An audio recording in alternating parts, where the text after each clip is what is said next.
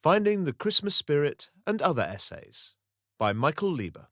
Published by Larkwell Books. Read by James Brown. Finding the Christmas Spirit. A seasonal essay by Michael Lieber. Read by James Brown. All in the United Kingdom will know that change in weather, when October is running thin and the cold, dark mornings appear. And in truth, I am particularly fond of this time of year. It suits my style perfectly, and if it snows, then all the better. It is a time where I tend to get quite active, quite social, when Christmas is nearly upon us. Events will be attended, readings will be given, friends will be visited, pints of ale will be drunk, tobacco pipes will be peacefully puffed by the open fire, joyous laughter will ring out to the heavens. But, confessedly, there are some years where you find yourself utterly drained by December and lack sufficient zeal to conjure the Christmas spirit, or any spirit for that matter. When one is a child, that red and green wonder finds you so easily. But in adulthood, more often than not, one must seek it out. One must throw oneself into festivities, be sirened by Christmas songs. One must carol away that hardened lair and find the magic within. But as some will no doubt ask themselves in the larger scheme of things, is it important that we search and find such a faded feeling within ourselves, the Christmas spirit? Well, I assert it is, because when you strip away the jolly red wrapping paper, what you are left with, in its simplest form, is a feeling of hope. Hope for a new year, to push on, to get up and start again, to try new things. Individually and collectively, a feeling of joy at Christmas time is vital. But where to find it? Or does one make it? Well, the first thing I do, as a rule, is go to the theatre, around mid to late November, early December. The theatre is your friend and will guide you true. I recommend seeing a pantomime, or failing that, a Christmas-themed ballet or play. You will be surrounded by others just like you, tired from a heavy year. Give yourself over to the collective laughter, the silent awe, the children yelling at the stage. And this point brings me quite neatly to a second source of Christmas wonder. Children. Children are a wonderful shortcut to finding the Christmas spirit, as I'm sure any parent will tell you. It is all new to them, and their excitement and joy is nothing less than infectious. Although it is worth stating, it is a rerouted feeling of cheer that ends up in the same place. Christmas is suddenly very important again, not to your individual self, but because it's important to someone you care about. But I would never refer to it as something akin to second-hand Christmas spirit, as it is, in some ways, more crucial than experiencing it firsthand, for you are now the guide of an early human's own Christmas spirit. But now what else can one say? What else stokes the chestnut fire within us? We've covered theatre, covered children. What about reading? And I must say, if you are engaging with an obscure festive essay such as this, an avid reader you must be. Well, I do have a recommendation for a Christmas read, and I am ambivalent to how embarrassed I should be to confess it, as it is undoubtedly a children's book. But it is also the children's book. I speak, of course, of Alice's Adventures in Wonderland by Mr. Lewis Carroll. It has become something of a ritual of mine. I read it almost every year around Christmas time, and my mid-length memory has grown so bad of late that the words read as new every time I pick it up. But why this book? It is not a Christmas book, true? True. But it does titillate the wonder part of our brain, where the Christmas spirit hails from. It is a book that, for the briefest of moments, finds that overgrown path back to childhood. The next piece of advice is quite materialistic, but buy an item of clothing in a festive colour that you would never otherwise buy and wear it in public.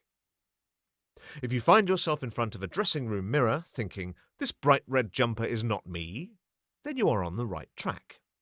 Buy it. Step outside yourself. It will jolt your numb nerves.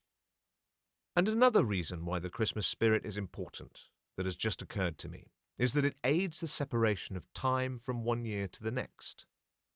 And this is best for one's sanity. A time without time is a mad world indeed. And speaking of time, I best bring this short essay to a close, for it is getting late. I need to go to bed. We have just bought an electric blanket I am quite fond of. It goes under you, not over you, as a point of wisdom. But yes, important and true, feeling the Christmas spirit is vital. Never let a year end without embracing its caroling bells. Good night, dear ones. The Great British Sunday Roast, a cultural essay by Michael Lieber. Read by James Brown. I am compelled to put pen to paper to release such compliments that I bear within my being for one of the finest institutions we have here in England. I speak, of course, of the Great Sunday Roast. In this brief odish passage, I intend to praise this grand spectacle without, and prepare yourself now, without even a drop of satire or hiding humour. I shall try my best. I am aware that to do so is not in keeping with neither my temperament nor 21st century literature, or 21st century anything for that matter. I am infected by the age. It has become common practice to scoff and snigger and ruthlessly satirize every notion of an honest sentiment. But witness me now, with shield and sword in all my blueness. A brave knight am I. I adore my Sunday roast. I adore it for a whole host of reasons.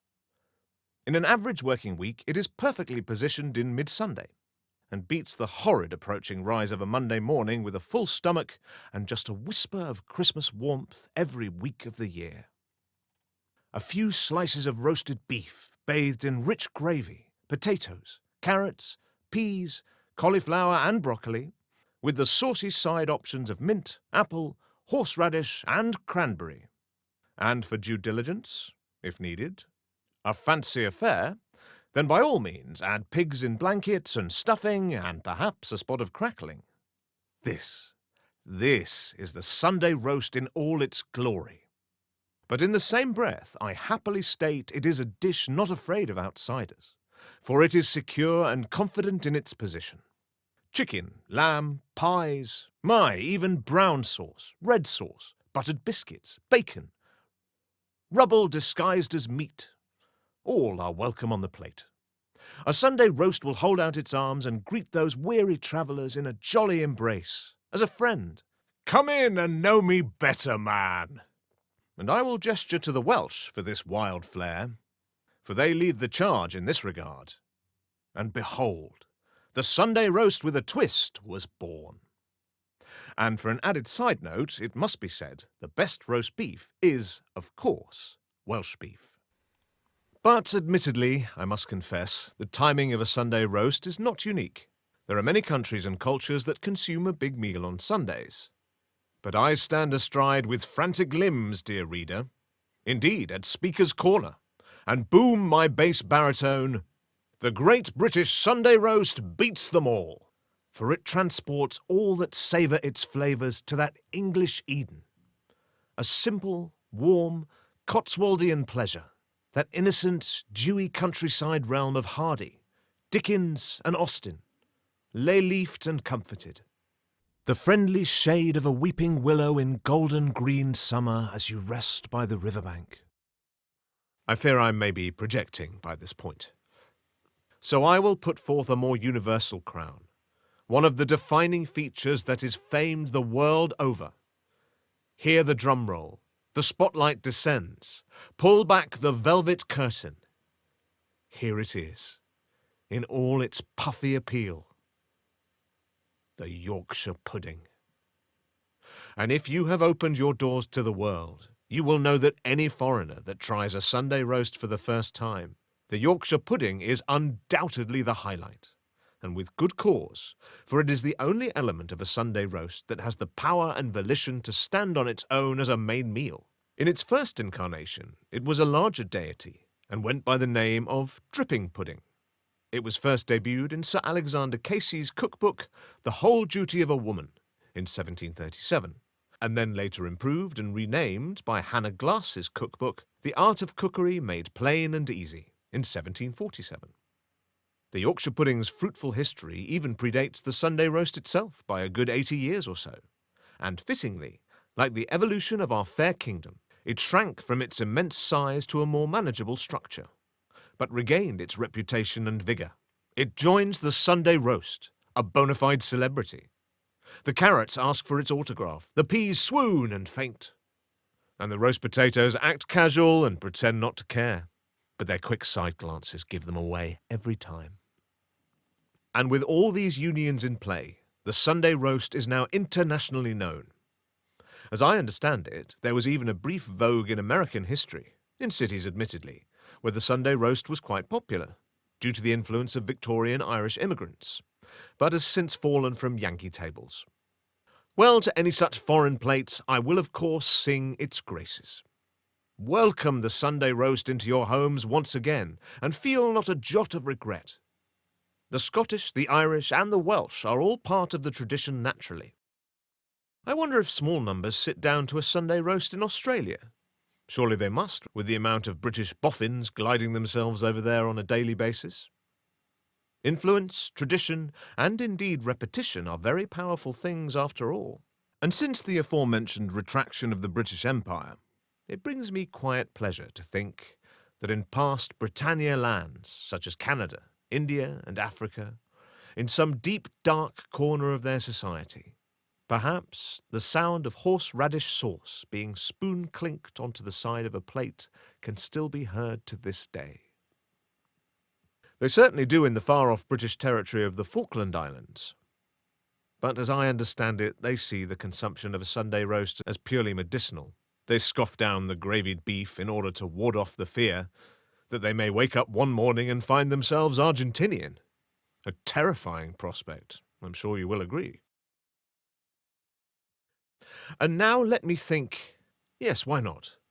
Let us roll out the red carpet once more for another key player, Madame Gravy, a merit badge well deserved. The gravy is the blanket of community that brings all together as one. But just like the Yorkshire pudding, gravy has a history of its own, and not all good. Let us never forget the tragic tale of Molly Maru, the Scottish hotel owner credited for creating the best gravy that had ever been tasted. People would travel hundreds of miles to her small village of Pittenweem, whereupon they would board her lodgings and savour her famous roast dinner with that astonishing gravy. Soon enough, word quickly spread across the country, and before Molly Maru knew it, there were lines of people queuing outside her humble hotel every day of the week. At first she was delighted, and welcomed as many in as she could. But the pressure of cooking that many roast dinners became impossible, and she resorted to simply handing out polystyrene cups of her gravy at £2 each. But this only seemed to draw even bigger crowds. It became all too much for Molly Maru, and in an effort to unentice the hordes of people, she could think of nothing else but to raise the price per cup. But this in turn only created buzz, intrigue, a media storm. News stations turned up, helicopters hovered outside. All roads that led to Pittenweem were traffic jammed all the way to Belay Bridge and back again. As Molly Maru desperately raised her prices again and again and again. At its peak, a Norwegian prince bought a medium-sized barrel of her best gravy for the hefty sum of 13 million kroner, close to 1 million British pounds. And in another account, a gravy-addicted mother drowned her newborn in the Pittenweem harbour to sell its tiny clothes for just a thimble of that ambrosia gravy. Before long, the crowds were no longer content with merely tasting the gravy. They wanted to know how it was made. What ingredients did it possess that made it so impossibly delicious? And Molly Maru, on numerous occasions, could be seen shouting from an open window to the packed gatherings below. "Never!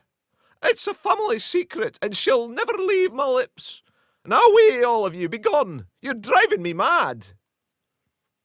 And alas, after months of disturbed sleep, gathered faces tapping at her windows, begging for more, pleading to know, Molly Maru finally rang her bell and ran out onto the crowded street in only her nightie and lightly flung herself off the Pittenweem pier and landed fatally onto the hard deck of a fishing boat, killing her instantly.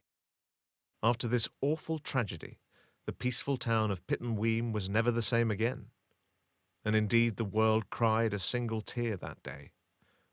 Not just for poor Molly Maru, but for the recipe that was now lost forever.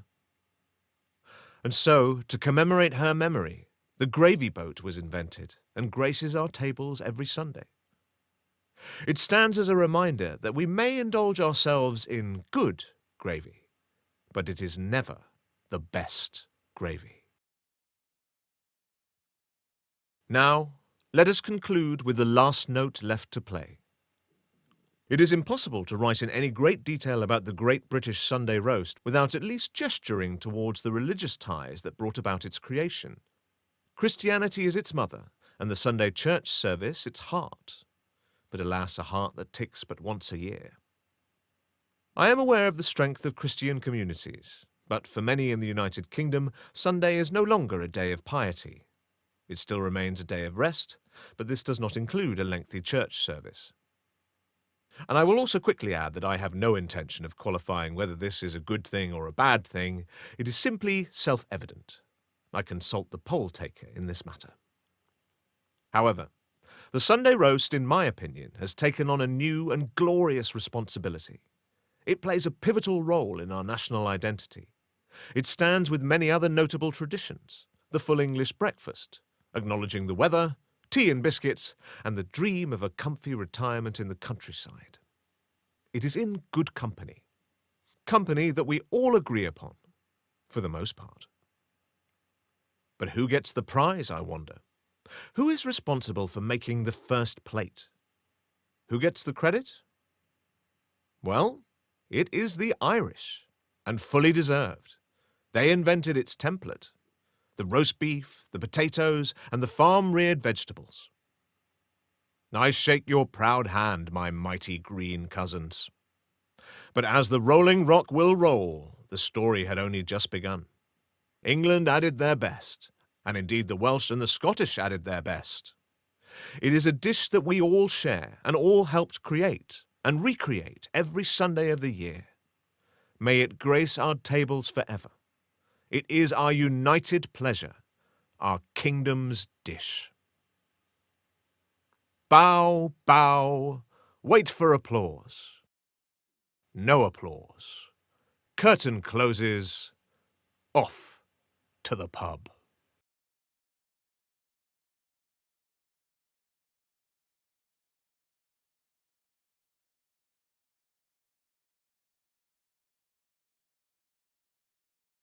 Lieber on Shakespeare, addressing his doubted authorship. A satirical essay on Shakespeare by Michael Lieber. Read by James Brown. Welcome. Adieu. Sit down, those that remain. Thank you all for coming. Indeed, it is a pleasure to see you all here today. My dear Stratfordians and Oxfordians, and Baconians and Marlovians and Twainians, and supposers and surmisers and doubters and troglodytes and people who couldn't care less and are only in attendance for the free food. Welcome, welcome, welcome. I do believe it is the first time in history that you have all been in the same room together, and I do serve myself with sufficient grace to take full credit for that. Now there, Baconians, I will have none of that here. Here at this grand symposium. No, I don't care that the Stratfordians threw a shoe. Enough is enough. Get yourselves settled, for the matter is at hand. A resolution, if you will, concerning the doubted authorship of one William Shakespeare. We'll stay here all night if we have to, and as I'm already behind the podium, I suppose I should start us off. Did an ill-educated, untravelled Midland man really write all those wonderful plays? Works of genius? I may as well state my allegiance from the start. I believe he did. Collectively, the symposium gasps in horror as the period actors Mark Rylance and Derek Jacobi approach the podium. "Stop, Mr. Lieber, before you make a fool of yourself," declares Rylance. "We have here a document, the Declaration of Reasonable Doubt, no less. It currently holds over 3,000 signatures of people with higher degrees, declaring their skepticism for the man of Stratford. Yes, Mark Twain's signature alone should be enough to convince you, adds Jacobi, brandishing a pen. Sign it, Mr. Lieber, and be done with this nonsense.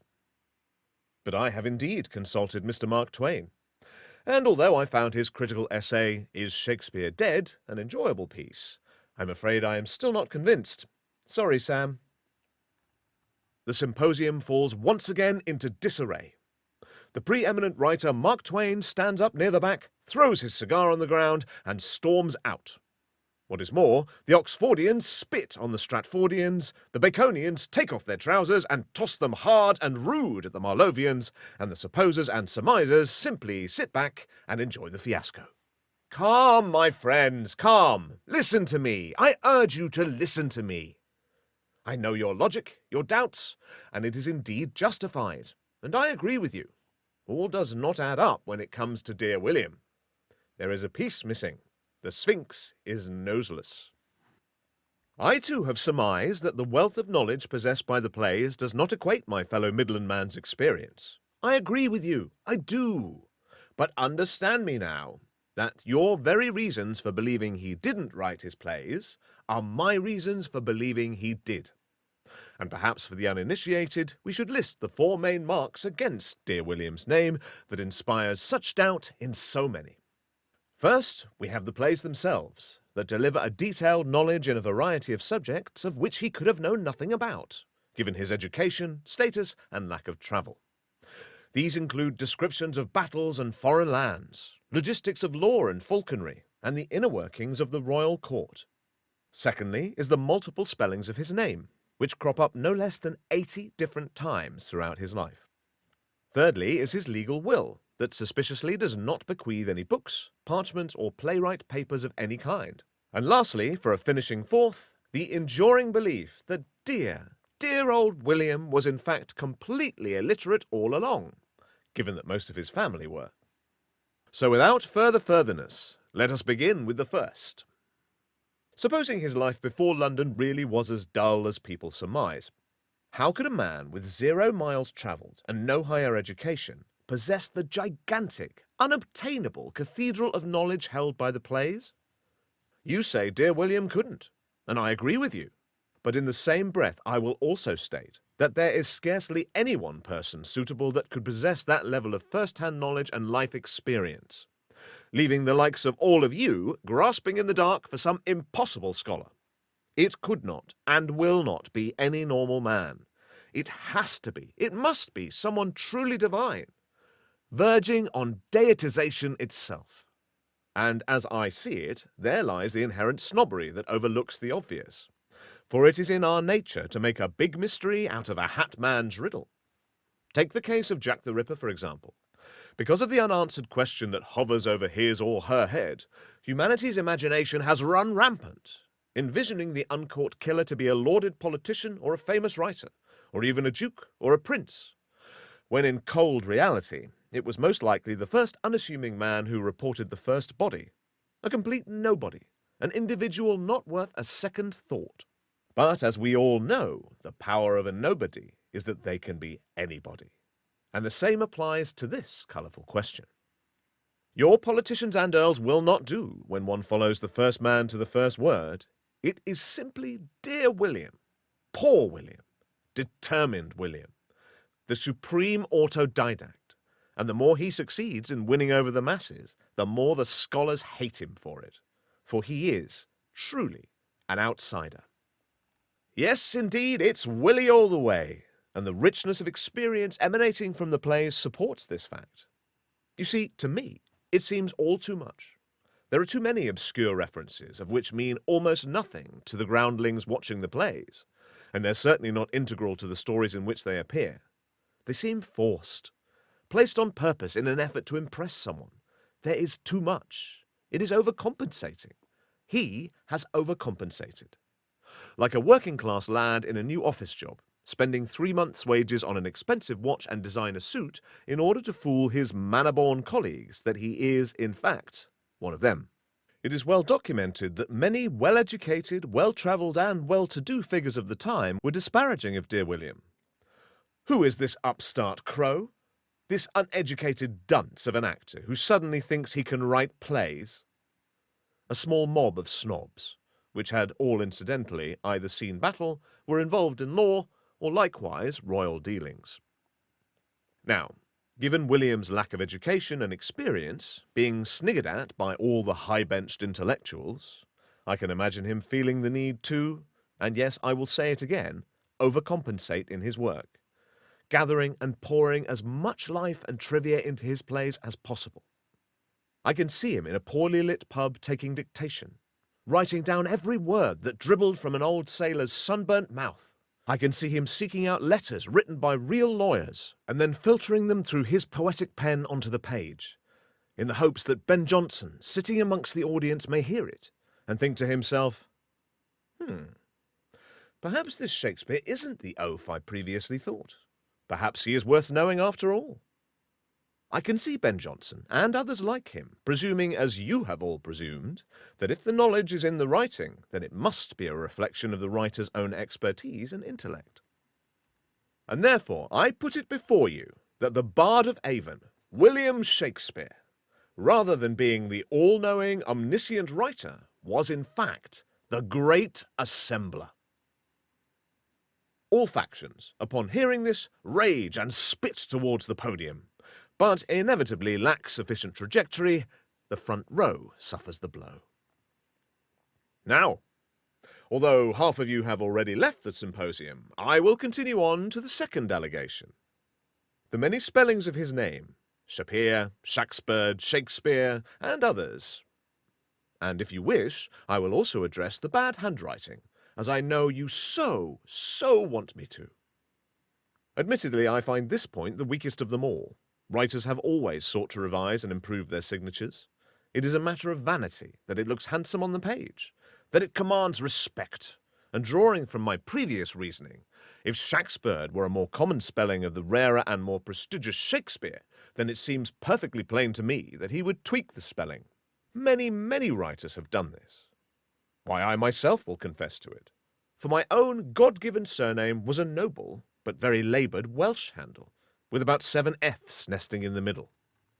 And in my own earliest years as a London playwright and actor, I spelt this tag in all manner of ways in an effort to improve it, before the great relief of having someone change my surname entirely. She was a dark German mare, with chestnut brown hair and irises as dark as marbles. One of the greatest loves I have ever known, who would begin her perfumed letters to me, mein lieber Michael. Oh, my dearest brown-eyed Fräulein, whatever became of you? Where was I? What was I saying? My thread waves loose in the wind. Yes, William's name, being spelt differently. Well, for additional reasoning that is cunning in nature, I would draw your attention to the number in question. His name is spelt differently, not 10 times, not 20 times, but 80. There is no accident nor coincidence in 80. Methinks the Sphinx has cut off its own nose. It stinks of intention. But I digress. Digress to the matter of dear William's atrocious handwriting, which is almost as bad as my own, and indeed any and all intelligent doctors and physicians up and down this sceptred isle. I reiterate again, my warring scholars, the point is weak and weary to stand. It will not stand. And now for the third allegation, the matter of his legal will, which simply is not that of a writer's. And I agree with you on this point, this peculiar point. Something is strange here. Something is amiss. You see, for any determined writer, a will is very important. Not just for the bequeathing of books and papers, but for giving one the opportunity to explain what is to be done, and where things are to go. Why, even now, at the time of this penning, and a reasonably young writer in my mid-30s, I find myself surrounded by solicitors and lawyers tinkering away at my own will, mostly because of my stubborn request that the majority of my work fall into the public domain at the time of my death, a matter that perplexes the lawman to no end. But if my first presumption is correct, that Shakespeare is indeed the great assembler, then of course there wouldn't be any papers or books to bequeath, as the majority would be other people's dictations, notes, eyewitness accounts, all of which were thrown by his own fair hand into the fire, I should imagine, as he neared the end of his life, in order to leave no trace of reference, no proof to the equation, leaving only one assumption left, that Shakespeare is all of it. And if this presumption will stand, it shows that not only is dear William the great assembler, but also that he wrote the bulk of his plays alone, with no collaborators in sight. And lastly, the biggest stain of them all, that the great William Shakespeare couldn't write a single word. How could a small, illiterate child rise to become the greatest writer the world has ever known? Again, I use myself, not as a point of egotism, but as a point of proof. No one was dragged from the depths of illiteracy quite like I was. It stands, my friends, it stands, that a small, illiterate boy from the Midlands can rise to become a great man of letters. In fact, there are so many plain parallels between me and dear William that to doubt his capacity for literary greatness is to doubt my own. And bearing that in mind, Mark Rylance, Derek Jacobi, I will not be signing your declaration of reasonable doubt. In fact, I suggest you ram that ink pen so far up your backsides that the nearest clerk could use your tongues as a blotting pad. I'll see myself out. The symposium erupts into a full-blown riot. The Stratfordians charge into the Oxfordians. The Baconians and Marlovians go fist to fist, and the screaming Twainians fail to flee as glass bottles and old books are thrown back and forth. Was anything resolved? My goodness, no. Have I contributed anything of value? Almost certainly not. In fact, I'm fairly certain I have left the matter even worse than when I found it.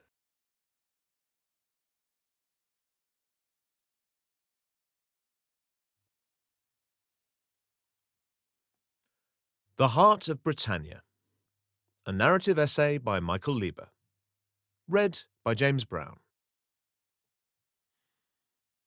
I write this passage candidly, 1,300 feet above the earth, for I am travelling in style today, although where I do not know, by a hot air balloon. It is a splendid summer day in England, green and glorious. The air is sweet, the rolling countryside vast in every direction, the growing River Thames meandering its way to a distant blip. Hello, London, you handsome hive. Oddly, I do not feel anxious. I've never been a big fan of heights, but there is something about the sheer distance of being this high up that makes it seem like an illusion. It doesn't look real to the eye, but more importantly, I feel inspired to write. Nothing specific comes to mind, but the spark is there. Something will come to me soon. I can feel I am on the cusp of something, as if all my work had been leading up to this moment. But to what? What is it? Of late I have felt so very lost, with my head in the clouds, off with the fairies. But perhaps I should start with the series of events that led to me being in this precarious basket. Writing away in a pocket notebook next to a strange little man that I barely know, who insists I call him Captain. It all began in a tiny, dark pub in dear old Lichfield, of all places. The Earl of Lichfield. I always find myself drawn in there for a quick drink whenever I am in Lichfield, for it has an old-fashioned charm that I appreciate, a dimly lit, cosy quality seldom found in modern pubs. When I am there, I tend to acquire my pint and then sit alone in a quiet corner. Some know who I am and point from a distance. Some don't. Some are acquainted with me and will come over and talk. On this occasion, the charismatic acquaintance that claimed the chair opposite me was by far one of my favourites. He was a short, balding man, I'd say in his mid-60s, newly retired. He spoke very quickly and was obsessed with all things aviation. He knew all the names of the Red Arrows, past and present, off by heart, could drone about Spitfires and Messerschmitts for hours and hours, attended aerospace conventions and air festivals, and had acquired, in his retirement, his very own hot air balloon, and obtained a license to fly it. This, as he saw it, gave him divine right to proudly work into every conversation that he was a certified aeronaut. I never found out what his actual job was prior to retirement, but, at a guess, I would say a rather mundane but well-paying office job that had not the slightest thing to do with aviation. I've never had much interest in this particular subject, but when he spoke of his passion, his joy of flight was infectious. He had a lick of the poet about him. I would say I met this man a total of 11 times over a span of 5 years, and this is long enough in pub years for greetings to become crystallized. He would approach with his whiskey, sit down and say something like, "Hello, Mike," or Mick, or Mickey, or some other malformed version of my name, and then say, "How's the book business?" I in turn would say, "It's going very well. How's the balloon?" His response to this was always, "Living the dream. I'll take you up with me sometime." Now, this was an offer neither of us really took seriously. It was a pleasantry, and one I would never usually consider. As previously stated, one is prone to vertigo. But on this occasion, I was in a particular state of mind. I felt restless, and had just told a lie. The writing was not going very well. I hadn't written anything in almost a year, and any and all inspiration eluded me. I needed a kick, a jolt, something to fear, something to worry about, to overcome. So as our conversation ran its course, or rather I listened to him talk and talk about Pinewood biplanes of World War I and a few low-voiced trivia facts about Adolf Hitler, I waited patiently for the balloon to come up again, as it were. I didn't have to wait long.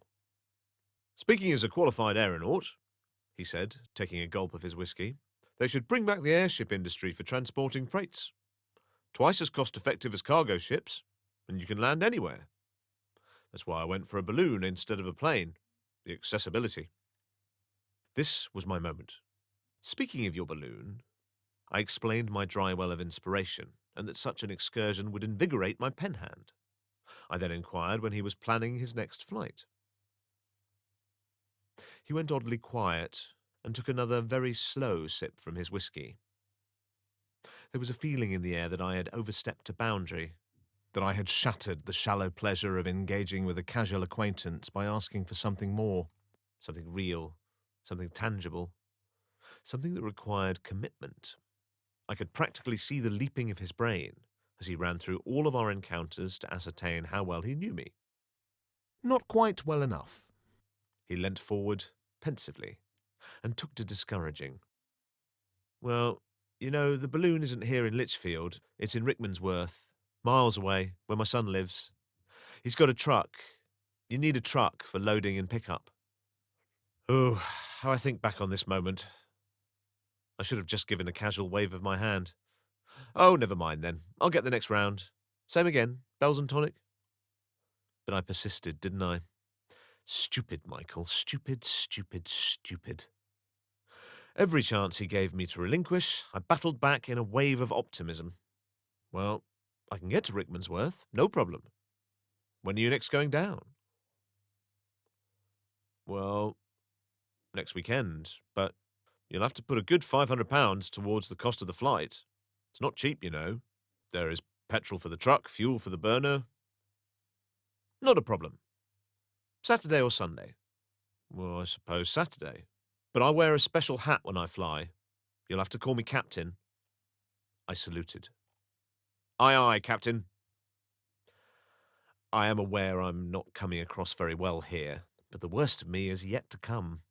He did eventually settle upon my proposed adventure, and even got quite excited about it after half an hour or so, and spoke of the views I would see, and he would teach me about warm and cold weather conditions. But even as we parted ways at the end of the night, with our date set and phone numbers exchanged, it still took a good few attempts to convince him that I was being deadly serious. Now, you will notice that I have not yet mentioned his name, and nor do I intend to. The reason why will become evident by the end of this essay, but for the sake of addressing him, he will henceforth be referred to as the Captain. It has also just occurred to me that I best not mention what year all this occurred in. Again, all will become evident. I should like to shorten, or rather squeeze, the details of the commute, for efficiency if nothing else. On the day, got a handful of trains to Rickmansworth, 2 missed calls from the captain, 1 phone call with the captain, directions included, and 1 taxi ride to a field. And my timing could not have been more perfect. For the awkward handsy job of filling the balloon with hot air as it blubbers on its side had already been completed, and its gigantic size was magnificent. Oh, how I wish I could describe it to you, what it looked like, its colours, its shape and accessories, but its identifying features must remain a secret. Again, all will become evident by the end of this story. But I suppose, as I can't describe to you what the balloon actually looked like, there is no harm in making a description up. Its humongous bulb was gold and royal blue, with Grecian patterns and spirals, and crowned around its middle, with draping plumes of red satin. I know it may be lackluster to hear a fictionalized account of the balloon, but I assure you, the description I have just given doesn't even come close to how glorious this balloon actually was. It must have cost him a small fortune to have it custom made. The captain was already in the basket, fiddling with the burner, and to my amusement, he wasn't joking. He did actually have a type of captain's hat, like a mariner's cap, or like an old-timey train driver's cap, like the type Buster Keaton wore in that old movie, The General. I met the son, complete with truck, a very large, well-rounded, jolly type of soul. His arms were covered in tattoos. He seemed to know an awful lot about me. The father had built me up in his head, I think. Such imagined pedestals are not to be reached by anyone. As soon as I got into the basket, it was immediately clear that the captain's flying temperament was not the same as the whiskey-gulping man I knew from the Earl of Lichfield. He was sharp, technical, and professional. Good. I'm glad of it. It makes me feel safer. We're going up 2,000, possibly 2,500 feet. We'll be in the air for approximately 45 minutes to an hour, and then we'll come down in another field to the north, on the outskirts of London. The son's job was essentially to drive after the balloon and pick us up wherever we landed. There seemed to be multiple gadgets and trackers and walkie-talkies on the go to help with this endeavour. I took a deep breath, the son got into his truck, the burner was turned up, and we were off. For the first few minutes, I had my eyes firmly closed and my nervous fingernails firmly embedded in one of the foam-sheathed crossbeams that holds the basket to the burner as the grassy field was pushed away from us, revealing itself to be just one green square among many. The son's voice staticked through the captain's walkie-talkie. "Pulling out the field now." I opened my eyes. The illusion was complete. And we are now, more or less, back to where the story started. But the setting is worth mentioning more than once. It was a splendid summer day. The River Thames revealed its full serpenthood before us, and I had not forgotten my reason for being there in the first place, to be inspired. 45 minutes to an hour is not really enough time to write anything substantial, leaving only short form to be achieved. And even this proved difficult, as the captain took it upon himself to act the good host and talked for a good while. Some of his facts about the history of ballooning seemed quite interesting and somewhat inspiring. But when he began to complain about new balloon flight restrictions and overly safe legislations put in place by the BBAC, British Balloon and Airship Club, this, I must confess, titillated about as much inspiration as a wet teaspoon. But naturally, as a diligent Englishman, I nod and aha and oh really. Meanwhile, I'm scribbling anything I can in my notebook as fiercely as the wind is ruffling my beard. A thought, a quotation, anything, just so I've at least written something. A man who wants to be strong will always have the last word, but a man who is strong will... I can't think of an ending. I was distracted, but still enjoying myself all the same. The captain continued to talk for a further 10 minutes, making 15 in total. But then, to my immense relief, he suddenly went deadly quiet. And it was such a sudden halt of speech that I took cause to look at him. He was frowning intently at one of his gizmos. "Anything wrong with the balloon?" I said. No, it's all fine," he replied sharply. I took this to mean all was above board and went back to admiring the view and the beauty of London off in the distance, which curiously seemed a lot closer than a moment ago, although the plan was to skirt the outer edges of London, so I didn't pay it much mind. I returned to my now quiet musings.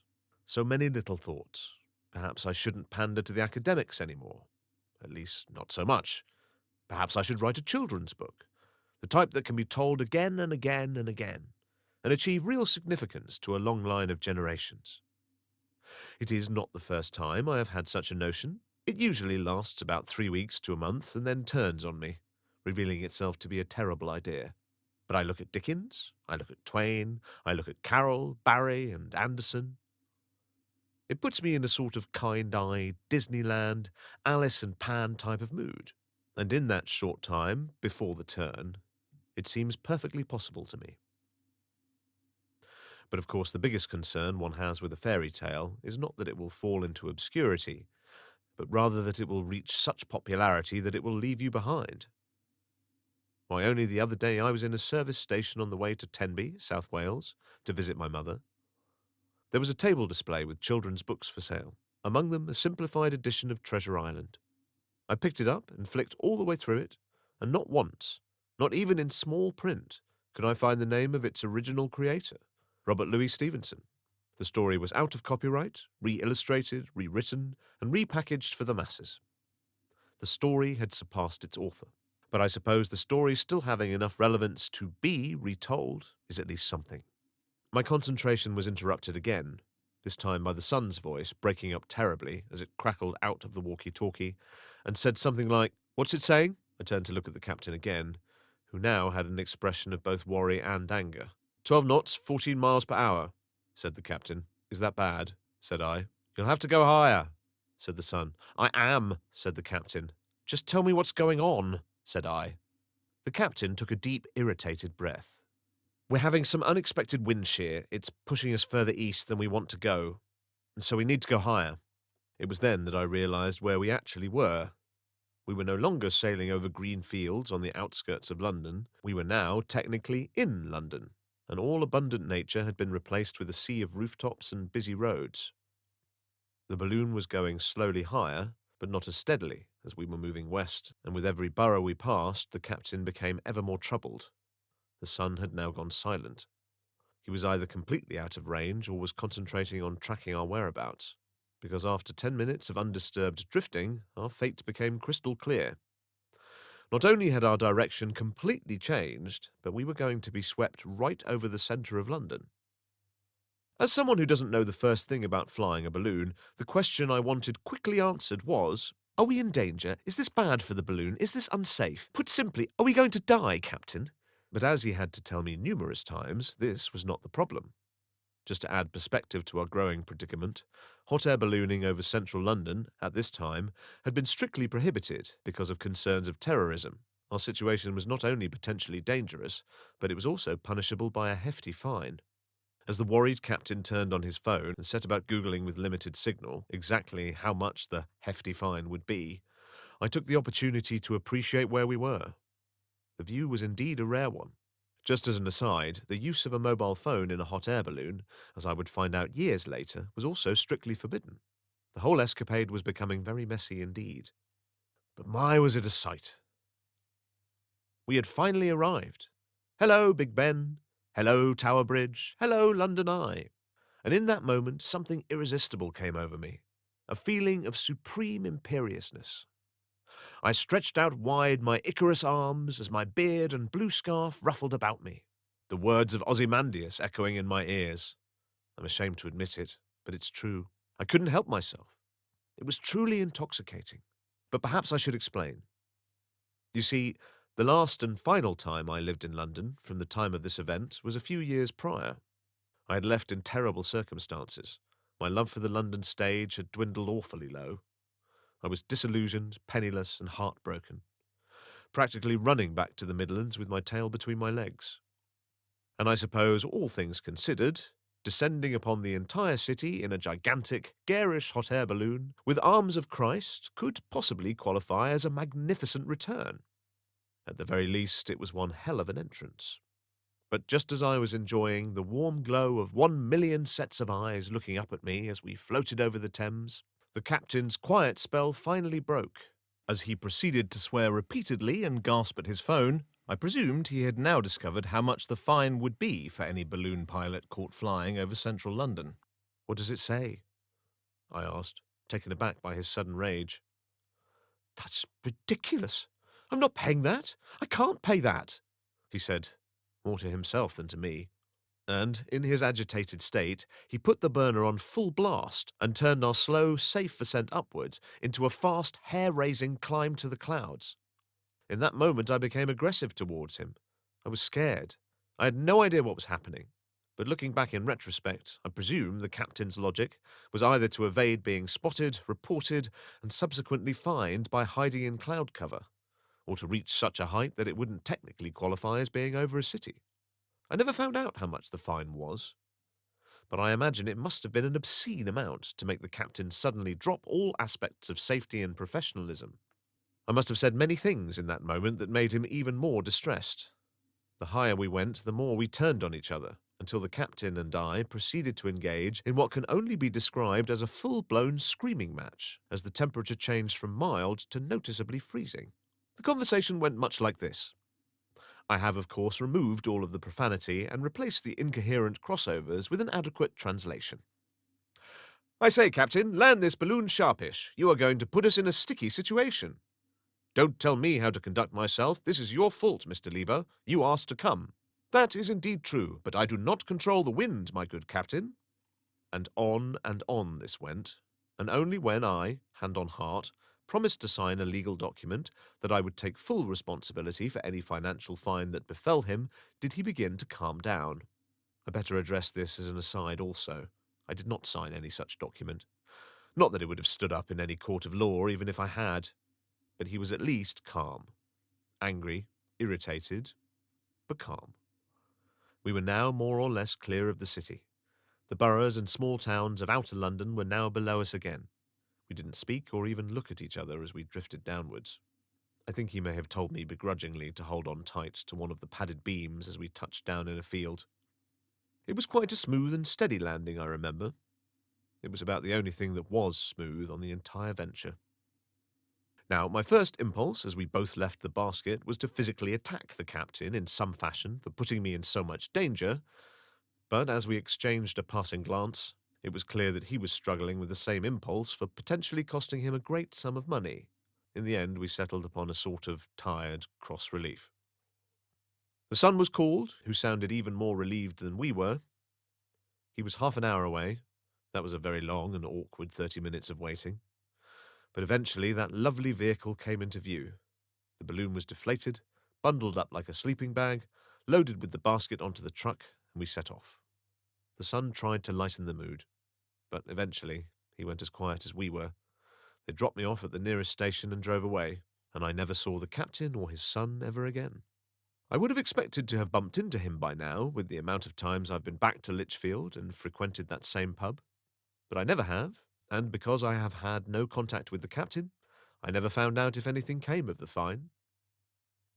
But if it did come to nothing, I presume that amazing balloon, not so much the basket and burner, but the envelope, the balloon itself, was never flown again, for fear of incriminating the poor captain.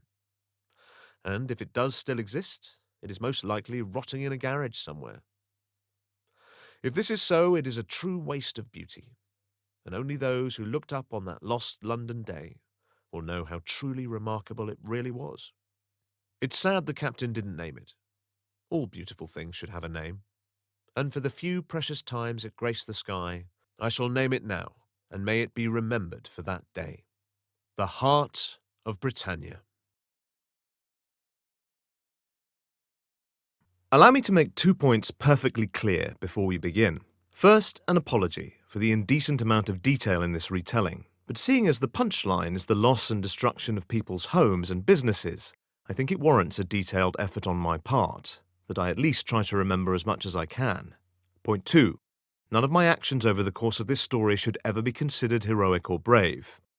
For, if I had not been so gravely intoxicated, I certainly wouldn't have endangered myself the way that I did, nor those that chose to stand beside me, and at the risk of sounding romantic in memory, I was young, all of 22. My hair was raven black, my eyes were blue lagoons.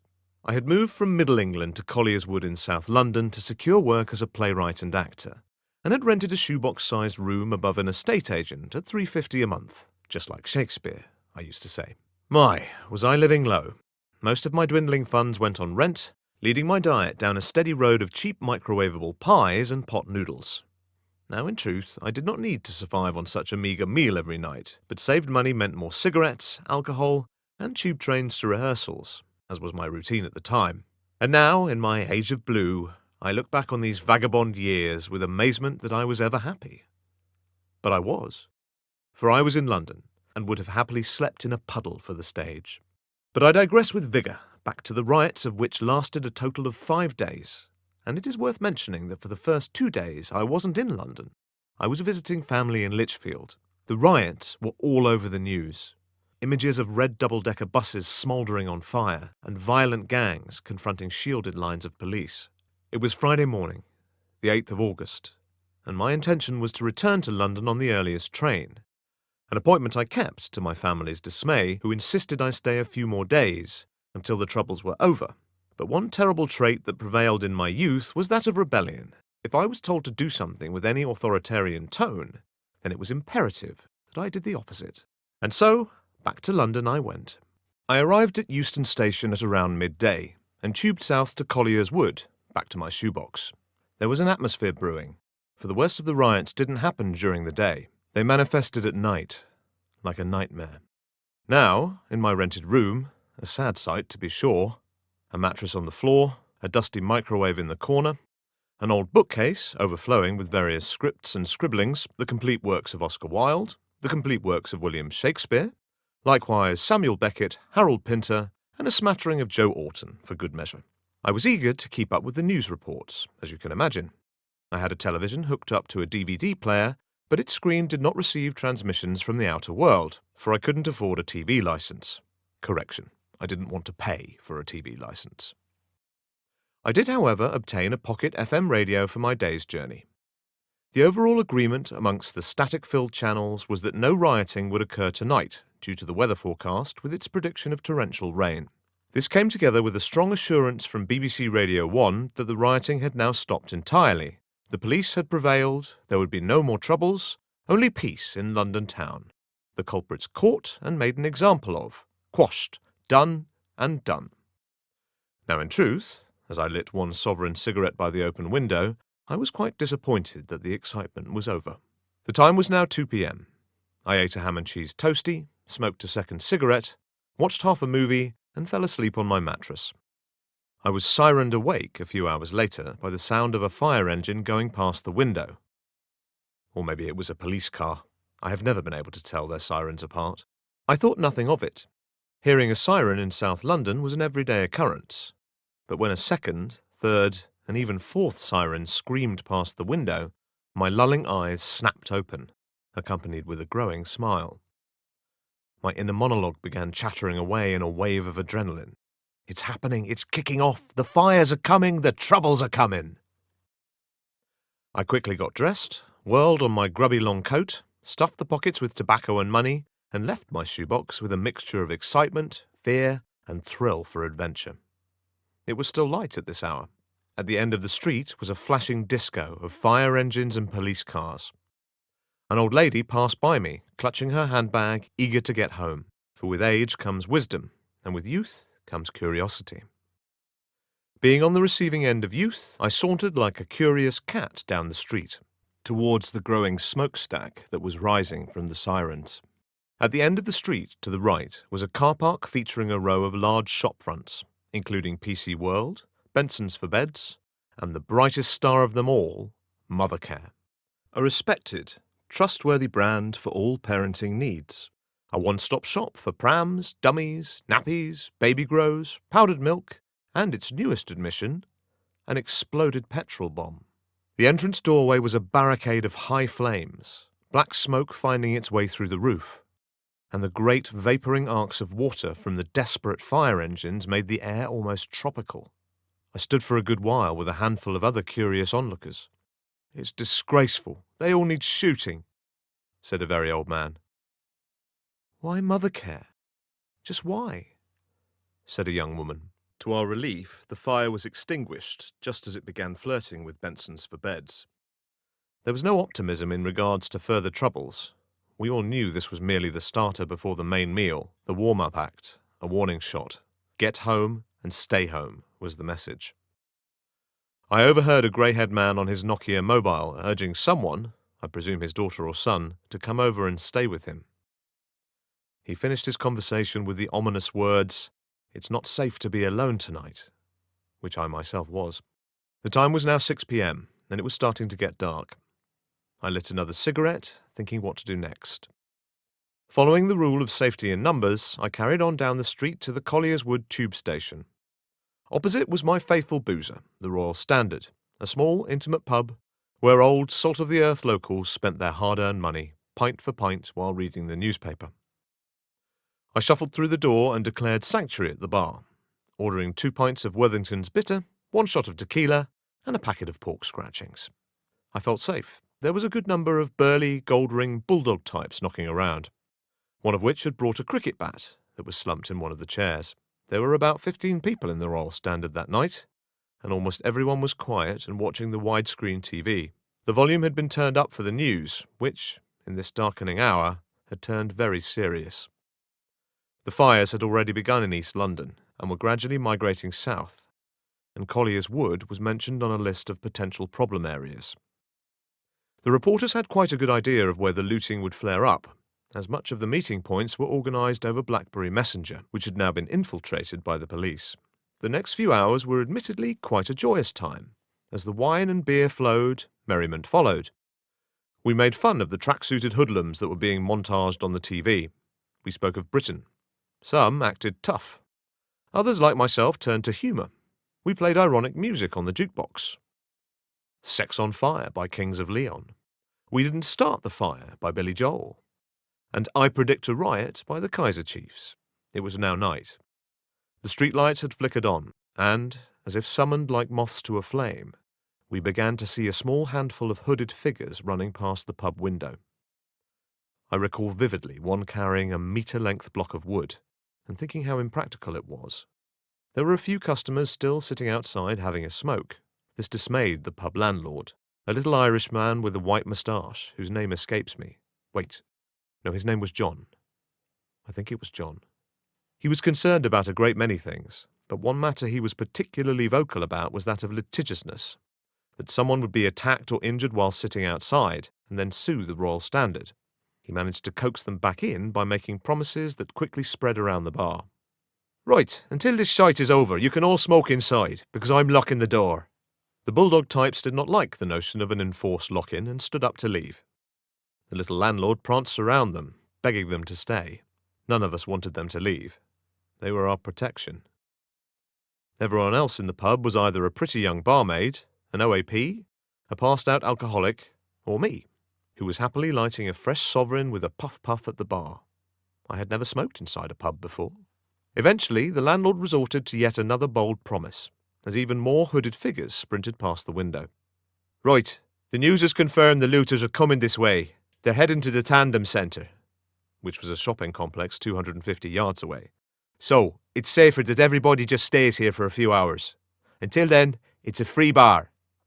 Is everyone happy to stay?" The bulldog's eyebrows went up collectively as they sat back down and started ordering the most expensive things they could think of. I myself took the opportunity to sample all the odd alcohols I'd never tried before. I tried brandy. I tried port. I tried champagne. We laughed and joked. Another cigarette. I remember being kissed by one of the barmaids for some reason. I was getting drunk. Too drunk for what was about to happen. As promised, we began to hear a storm of voices coming closer and closer down the street towards the Royal Standard. The only comparison that came to mind at the time was that of football supporters, heading en masse to the ground of their rivals. In a scrambled effort to look inconspicuous, the little landlord quickly turned off all the lights in the pub. We sat in the dark, all staring out the bay window as the noise grew louder. I got told off for trying to relight my cigarette. "Oh, see the flame, you fool!" One of the barmaids stood behind me. hugging me around the waist and placing her chin heavily on my shoulder. And then they appeared. Over 100 individuals mobbed their way past the window. The first thing that was evident was how young they all were. Some were as young as 14. They were kids, almost all dressed in hooded tracksuits. Some were wearing Halloween masks. Only a small number were carrying weapons.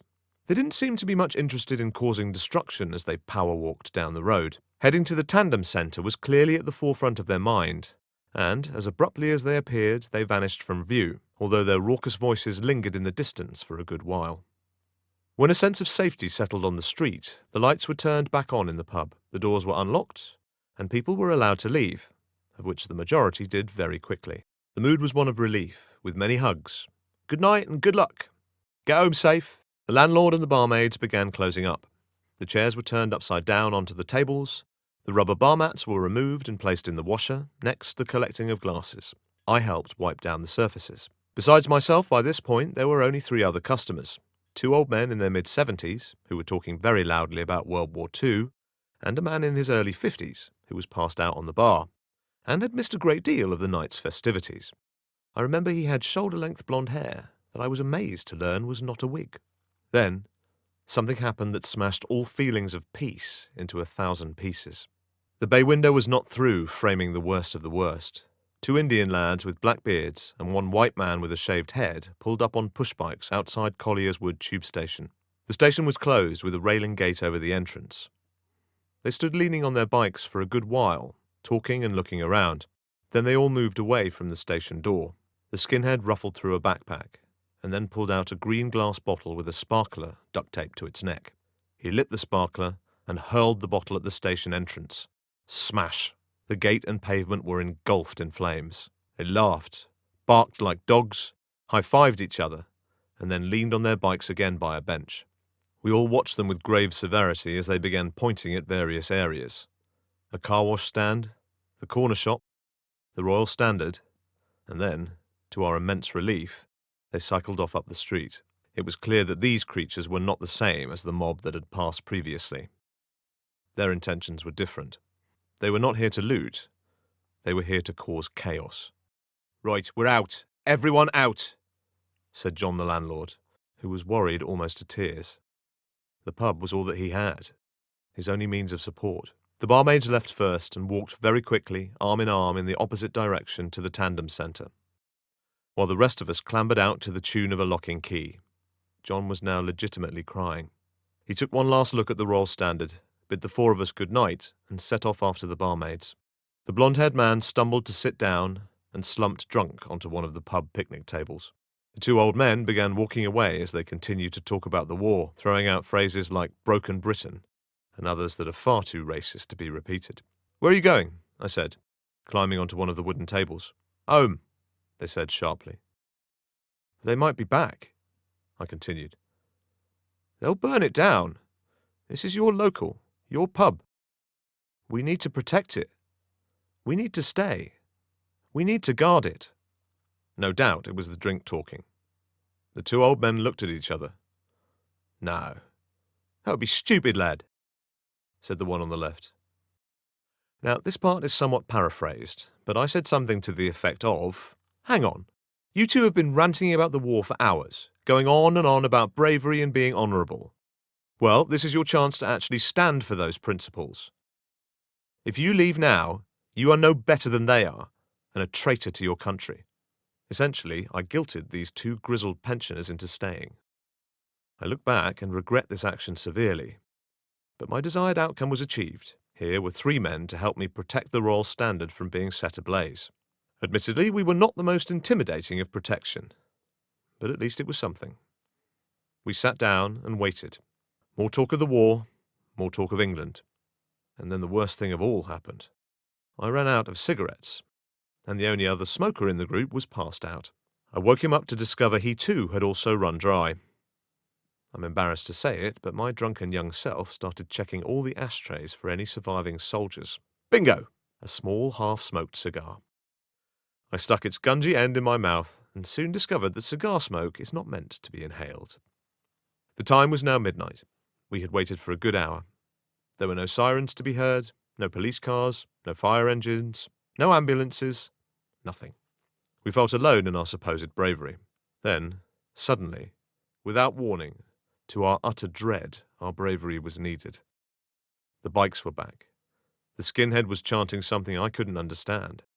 The air was suddenly filled with smoke drifting from the direction they had just come from. They stopped over on the road where they were before and began talking and pointing again. We looked at them. They looked at us. It wasn't good. And then, to turn the matter into an absolute catastrophe, one of the old men yelled at them to go away in very colourful language. Stupid, stupid old man. One of the Indian lads already had another green bottle ready. It looked like it was their last one. They started to come over, their physicality very much on edge and twitchy. They weren't interested in arguing with us. They just asked us to move as they licked their lips, looking around for police. We then proceeded to call them every bad name under the moon in an effort to stop them. They had a sort of blank look in their eyes that was void of all reason. It was as if they couldn't even hear us. I said something like, "We are not moving, and you'll be done for murder if you throw that at us." I remember feeling a great disdain for the police in that moment. Where the hell were they? The blonde-haired alcoholic then began waving his arms about, and moved off to the left in a slurring panic. "Wait! Let me get out of the way! Don't throw it yet! I'm getting out of the way!" As the sparkler was lit, the two old men lost hope as they likewise shuffled out of the way. It seemed inevitable, but then, just as I was stupidly contemplating trying to catch the bottle in mid-air, something happened that turned the whole dreadful situation on its head. The torrential rain we were promised finally came, sprinkling at first, and then drenching within minutes. And my was it torrential. I had only experienced rain like it in the tropics. I then said something like, "You can throw it, but the rain is just going to put it out." And then you wasted it. One of the Indian lads then tried to put the sparkler out with his hand and cried out in pain. Realizing there was now no safe way of lighting the petrol bomb, the skinhead took the bottle, stood in the middle of the road, and chucked it high up into the rain-ridden air. It came down with a smash and splattered petrol all over the road. They then just looked around for a while, looking bored. At one point they asked us if we had anything to drink. They were definitely on some sort of drug. They just slinked around like they had lost their purpose in life. And there we all were, getting soaked to the bone. Eventually, the troublemakers left on their bikes. Then, after a brief acknowledgement of what just happened, the two old men left also. One was staying at the other one's flat. Finally, the blonde man also left. Then, I was alone. I remember being alone, with my back against the pub, my hair dark and dripping in the rain. And then, as suddenly as before, it stopped, like someone had turned off a tap. Now, although I am agnostic at best, even I have to admit, the timing of that rainfall was eerily perfect. The time was now 1 a.m. My leather shoes were full of water and squelched when I began to walk back up the street to my shoebox. To say I was tired would be an understatement. I was utterly spent, and thinking fondly of my bed. Now, halfway between the Royal Standard and my flat, the road was cordoned off by a line of traffic cones, as well as by a lone police officer, completely on his own, just standing there by the cones. He stopped me as I passed with a sharp authoritarian tone. "Where are you heading, sir?" "To my flat, just up there," I said, pointing forward. As his walkie-talkie came alive with static-filled voices, he spoke again, even sharper. "Right, sir, I want you to go straight home. Do not go to the Tandem Centre." "I wasn't going to the Tandem Centre," I said, with my head down, walking on. He was clearly there to stop any latecomers who wanted to partake in the looting. After 100 yards or so up the street, I finally reached my door and put the key in the lock. I was back. I was safe, and then inevitably, the possession of youth, the fear of missing out, the chance to bear witness, to see what others are afraid to see. I have to see it. I will see it. I took the key out of the lock, put it in my pocket, and turned back onto the street. I knew for a fact that just before the police officer and his many cones, there was a thin, dark path by the supermarket that led in the direction of the Tandem Centre. I crossed the road and snuck down it as quickly as I could. When I got close, the raucous sound of security alarms going off was finally paired with a hellish landscape. Just to reiterate what the Tandem Centre looked like, it was a shopping complex with a massive car park hugging a semicircle of large brand-name stores. There were well over 200 hoodlums running around, some in goblin masks. No police in sight. They had broken into many storefronts, but the two that had been looted the most were the ones that aligned themselves with young appetites. JD, a sporting goods retailer, and Game, a video game store. Droves of anonymous figures casually walked in and out with their arms spilling over with whatever they could get their hands on. Tens of thousands of pounds worth of brand new inventory littered the ground wherever you stepped. Some of the items I remember seeing were as follows. No less than 12 cracked plasma TVs, Prada, Gucci, Adidas, and Nike clothing, mostly shoes and hoodies, a dozen high-end watches, diamond-encrusted jewelry, the latest video game discs and consoles, a flat-pack children's trampoline, a cardboard cutout of a PlayStation character, a red toaster, a rubber mask of Queen Elizabeth II, a shopping cart full of Apple headphones, and a boxed Canon SLR camera that I knew for a fact cost over £3,000, just lying there in the gutter. Now, the way I saw it was this. It was fine that I was there and watching the chaos unfold. I was merely an observer. But if I touched any of the grounded goods that lay all about me, then I was no longer a simple witness. I would then be, in effect, part of the looting. As long as I kept my hands to myself, I was free of all crime and punishment. I found a nice observing point, the pavement adjacent to the Tandem Centre between two small trees. My blue-eyed view was that of pure bedlam, but one observation I made at the time was simply this, that I had never before or since seen the disaffected youth so happy. They were in a state of euphoria. Every day they had been told by their parents that they were useless, that they were poor, that they couldn't afford the newest Nike shoes, the latest video games. And now, on this night, it was all free. Whatever they wanted, whatever they dreamed of having, it was all for the taking. During my time standing there, I saw a great many things.